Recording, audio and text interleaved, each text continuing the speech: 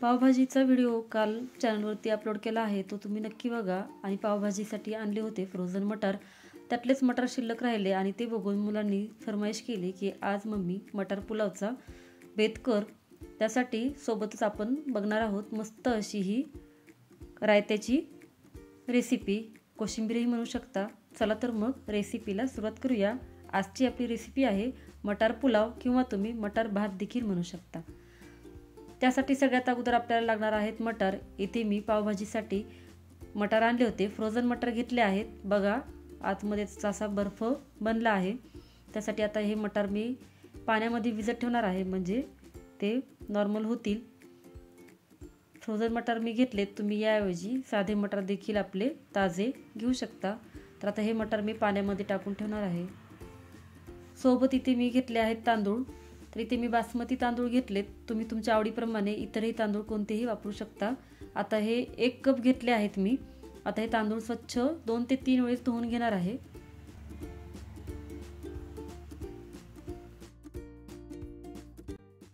तांदूळ 3 वेळेस मी स्वच्छ धुवून घेतलेत आणि यामध्ये आता पाणी टाकून आपल्याला हे तांदूळ असेच 10 ते 15 मिनिटांसाठी बाजूला भिजत ठेवून द्यायचेत। आणि आपण तोपर्यंत मटार पुलावची दुसरी तयारी करायला घेणार आहोत। त्यासाठी आता इथे मी मीडियम साईजचे 2 कांदे घेतलेत आणि आता कांदा आपल्याला चिरून घ्यायचा आहे। सोबतच 3 हिरव्या मिरच्या घेतल्यात। मिरच्यांचे आपल्याला बारीक तुकडे करायचे नाहीत, त्या अशाच उभ्या फक्त मध्ये मध्ये एक एक आपल्याला कट मारून घ्यायचं आहे।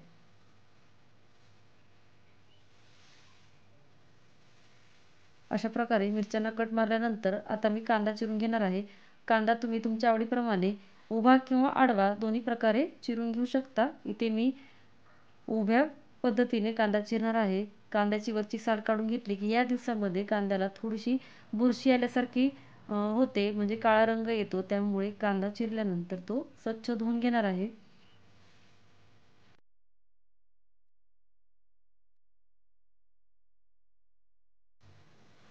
तरी ते आता उभा कांदा चिरून झाला आहे, तो बाजूला ठेवून देते आणि सोबतच घेतली आहे मूठभर कोथिंबीर।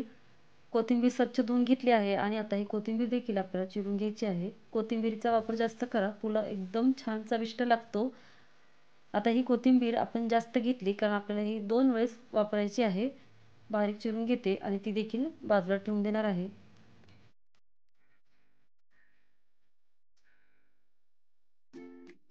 आता आपल्याला आलं आणि लसणाची पेस्ट करून घ्यायची। खलबत्त्यामध्ये मी हे आलं आणि लसूण साधारण 10 ते 12 लसणाच्या पाकळ्या आणि एखादा इंच आल्याचा तुकडा घेतलाय, तो आता अशा प्रकारे वाटून घेतलाय। मिक्सरला देखील तुम्ही पेस्ट करू शकता, पण ताजी आलं लसणाची पेस्ट घ्या, त्यामुळे मटार पुलावला खूप छान टेस्ट येते, एकदम चविष्ट लागतो। आता काही खडा मसाला घेतला आहे, त्यासाठी 2 ते 3 छोट्या छोट्या अशा दालचिनीच्या काड्या घेतल्यात, 3-4 तमालपत्र, लवंग घेतल्यात 5-6 काळी मिरी आणि 2 वेलची घेतलेत। कुकरमध्ये आता इथे आपल्याला घ्यायचं आहे 1 मोठा चमचा तेल घेतले, अर्धा छोटा चमचा यामध्ये मी बटर टाकणार आहे।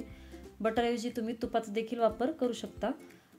आता हे बटर वितळलं आणि तेल गरम झालं की यामध्ये आपल्याला टाकून घ्यायचे खडे मसाले, अर्धा छोटा चमचा जिरे आणि खडे मसाले टाकून घ्यायचे।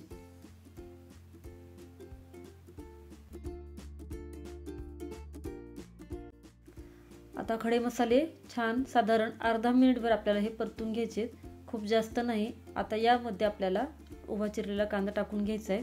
कांदा देखील आपल्याला एकदम लाल किंवा जास्त ब्राऊन कलरवर परतून घ्यायचा नाही, साधारण गोल्डन कलर झाला की आपल्याला यामध्ये टाकून घ्यायचे आपल्याला इतर साहित्य। त्यासाठी सगळ्यात अगोदर हिरवी मिरची टाकून घेतली आणि आलं लसणाची पेस्ट टाकून घ्यायची। आता हे साधारण मिनिटभर आपण परतून घेऊया, म्हणजे आलं लसणाचा उग्र वास येणार नाही आणि मिरचीचा थोडासा जो तिखटपणा आहे तो देखील फोडणीमध्ये छान उतरेल। त्यानंतर सोबतच आपल्याला यामध्ये टाकायची आहे कोथिंबीर। तर जेवढी आपण कोथिंबीर चिरून घेतली होती त्यातली अर्धी कोथिंबीर मी यामध्ये टाकली। फोडणीमध्ये अशा प्रकारे कोथिंबीर टाकून बघा, मस्त टेस्ट येते। आता सोबतच आपण घेतलेले हिरवे मटार देखील यामध्ये टाकलेत आणि इथे मी टाकलं आहे अर्धा छोटा चमचा मीठ। तर मीठ तुम्ही इथेच सगळं टाकू शकता किंवा नंतर पाण्यामध्ये देखील टाकलं तरी चालेल। तर मी खडे मीठ का घेतले, साध्या मिठाचाही वापर करू शकता, पण माझ्याकडे खडे मीठ शिल्लक राहिलं होतं आणि पावसाळा आहे त्यामुळे ते थोडंसं ओलसरपणा त्याला आला होता, त्यामुळे म्हणलं आता हे मीठ संपवून टाकावं। त्यासाठी मी इथे खडे मिठाचा वापर केला आहे। तुम्ही साधं मीठ देखील घेऊ शकता। आता यामध्ये जे आपण तांदूळ भिजत ठेवले होते ते भिजत ठेवलेले तांदूळ टाकून घ्यायचेत आणि एकदा फोडणीमध्ये या साहित्यामध्ये छान परतून घेऊया। अशा प्रकारे तांदूळ जेव्हा आपण फोडणीमध्ये परतून घेतो त्यामुळे तांदूळ किंवा भात जेव्हा बनतो त्यावेळेला तो एकदम छान मोकळा असा बनतो। आता पाणी यामध्ये टाकून घ्यायचं आहे आपल्याला। तर जेवढे तांदूळ घेतले त्याच्या दीडपट मी इथं पाणी घेतले, कारण आपण कुकरमध्ये भात करणार आहोत। जर तुम्ही पातेल्यात किंवा कढईमध्ये करत असाल तर तांदळाच्या दुप्पट पाणी घ्यावं। इथे मी 1 कप तांदूळ घेतले होते, साधारण 1 मोठी वाटी, तर 1.5 वाटी पाणी, 1.5 कप पाणी इथे घ्यायचे। कुकरचं झाकण लावून एक शिट्टी होऊ द्यायची, ती फुल गॅस करून, आणि त्यानंतर 5-7 मिनिटं आपल्याला एकदम लो गॅस करून कुकर तसंच ठेवायचं आहे आणि मग नंतर गॅस बंद करून घ्यायचा आलं। आणि परत कुकरचं झाकण काढून मी त्यामध्ये अर्धा छोटा चमचा गरम मसाला आणि लिंबाचा रस थोडासा, साधारण 1 छोटा चमचा टाकला, पण तो माहिती नाही व्हिडिओ कसा काय स्किप झाला, बहुतेक व्हिडिओ कॅमेरा ऑन करायचा माझ्याकडून राहिला असेल, त्यामुळे तुम्ही मात्र नक्की यामध्ये गरम मसाला अर्धा छोटा चमचा किंवा गोडा मसाला टाकू शकता, किंवा पुलावचा मसाला देखील तुम्ही वापरू शकता, आणि अर्धा छोटा चमचा ते 1 छोटा चमचा लिंबाचा रस टाकावा। त्यामुळे काय होतं की तांदूळ एकदम मऊ शिजतो आणि छान फुलतो। तर आता इथे मी करून घेतली आहे तयारी कोशिंबिरीची। त्यासाठी कांदा, काकडी बारीक चिरून घेतला आहे आणि आता गाजर देखील घेणार आहे। यामध्ये तुम्ही बीट सुद्धा टाकू शकता। आता हे सर्व साहित्य आपण एकत्र करणार आहोत।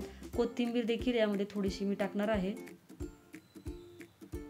तुम्ही यामध्ये तुमच्या आवडीप्रमाणे हे जे आपण काकडी, गाजर, कांदा घेतला आहे किंवा बीट घेणार आहोत ते तुम्ही तुमच्या आवडीप्रमाणे कमी जास्त घेऊ शकता।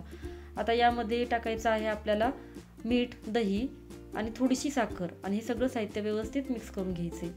तर माझ्या घरी ज्यावेळेला पुलाव किंवा बिर्याणी असते, व्हेज पुलाव असतो, त्यावेळेला ना कोशिंबिरीमध्ये दह्याचा वापर जास्त आवडतो, त्यामुळे मी दही इथं जास्त घेतलं आहे। तुम्ही तुमच्या आवडीप्रमाणे कमी जास्त घेऊ शकता। आता परत यामध्ये थोडंसं मीठ टाकले, थोडीशी साखर टाकली आणि आता हे व्यवस्थित मिक्स करून घेऊया। तयार आहे आपली इथे मस्त अशी मटार पुलावसाठी कोशिंबीर। याला तुम्ही तडका नाही दिला तरी चालेल, ती अशी सुद्धा खूप सुंदर लागते। आणि तोपर्यंत आपला इथे मटार पुलाव देखील तयार आहे। तुम्ही बघू शकता मस्त असं वाफ बसली आहे याला। आणि आता वरून टाकायची जी राहिलेली कोथिंबीर होती ना ती इथे टाका, खूप छान लागते, यामुळे एक वेगळ्या प्रकारची टेस्ट येते। नक्की ट्राय करा, वरून देखील अशी कच्ची कोथिंबीर टाकून बघा। आता हे सगळं व्यवस्थित मिक्स करून घेऊया। तर तुम्ही इथे बघू शकता एकदम मस्त असा हा तांदूळ शिजला आहे। खूप जास्त चिकट नाही आणि खूप जास्त मोकळाही नाही, छान मऊपणा असा ह्या भाताला आला आहे। तर तयार आहे आपला इथे एकदम मऊ लुसलुशीत असा हा मटार पुलाव, एकदम छान चविष्ट लागतो। तुम्ही अशा पद्धतीने करून बघा, खूप कमी वेळामध्ये बनतो आणि खूप जास्त तयारी करावी लागत नाही। तर आजची ही रेसिपी तुम्हाला कशी वाटली कमेंट बॉक्समध्ये नक्की सांगा। रेसिपी आवडली असेल तर नक्की ट्राय करा आणि ती लाईक करा, शेअर करा, आणि चॅनलवरती नवीन असाल तर प्लीज चॅनलला सबस्क्राईब करा आणि बेल आयकॉन दाबा। चला तर मग परत भेटू अशाच मस्त रेसिपींसोबत। तोपर्यंत धन्यवाद।